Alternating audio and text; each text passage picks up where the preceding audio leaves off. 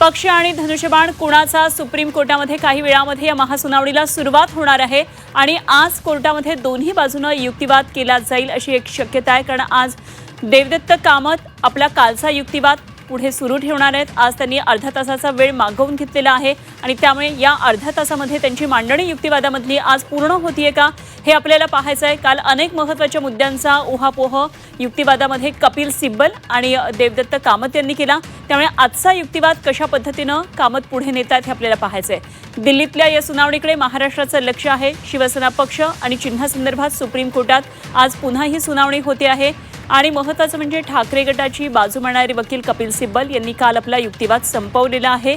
कपिल सिब्बल यांनी मोठ्या वेगवेगळ्या मुद्द्यांना घेऊन अत्यंत धारदार असा युक्तिवाद केला आणि आता ठाकरेंकडून देवदत्त कामत तर शिंदे गटाकडून मुकुल रोहतगी युक्तिवाद करणार आहेत। तेव्हा काल झालेल्या सुनावणीमध्ये कपिल सिब्बल यांनी शिंदे गटाला पक्ष आणि धनुष्यबाण चिन्ह देता येणार नाही, धनुष्यबाण गोठवा असा युक्तिवाद केला आणि त्यानंतर ठाकरे गटाचे वकील देवदत्त कामत यांनी विधानसभा अध्यक्षांच्या निर्णयावर प्रश्नचिन्ह उपस्थित केलं। त्यामुळे आजच्या सुनावणीकडे आता संपूर्ण महाराष्ट्राचं लक्ष लागलेलं आहे। तर कोर्टातून या सगळ्या अपडेट घडामोडी आपण पाहत राहणार आहोत आणि आता या सुनावणीला काही वेळामध्ये सुरुवात होणार आहे। दुपारी 2 वाजतेची नियोजित वेळ आहे। सुप्रीम कोर्ट काही वेळामध्ये या सुनावणीला सुरुवात करणार आहे, त्यामुळे आता देवदत्त कामत कशा प्रकारे आपला युक्तिवाद आज पुढे नेतात ते आपल्याला पाहायचं आहे।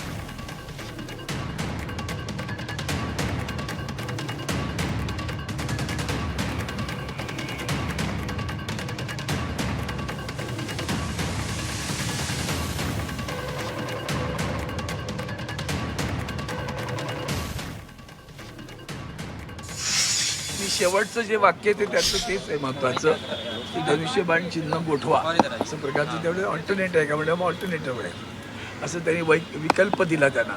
एक तर आम्हाला द्या, त्यापेक्षा ते गोठवलं गेलं पाहिजे आणि मला वाटतं ती अतिशय योग्य मागणी त्यांनी केलेली आहे। आता बघूया माननीय सर्वोच्च न्यायालय काय करते त्याबद्दल। नाही पण गोठवण्याची मागणी तुमच्या वतीनं हो, मग काय झालं त्याच्यात असं आहे, मुळात जेव्हा व्हायला पाहिजे तेव्हा झालं नाहीये।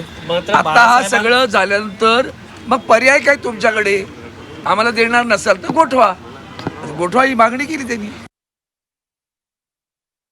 धनुष्यबाण चिन्ह आपल्याला बहुतेक मिळणार नाही तेव्हा आश्चर्यजनक विधान त्यांनी आज या ठिकाणी उभाटाकडनं केलं की धनुष्यबाण चिन्ह गोठवण्यात यावं। धनुष्यबाण चिन्ह हे वंदनीय हिंदू हृदय सम्राट शिवसेना प्रमुख स्वर्गीय बाळासाहेब ठाकरे साहेबांनी जीवापाड जपलं।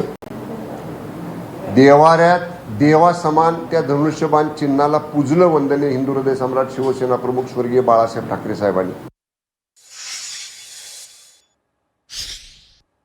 कपिल सिब्बल आणि कामत यांचा युक्तिवाद स्पष्ट आहे।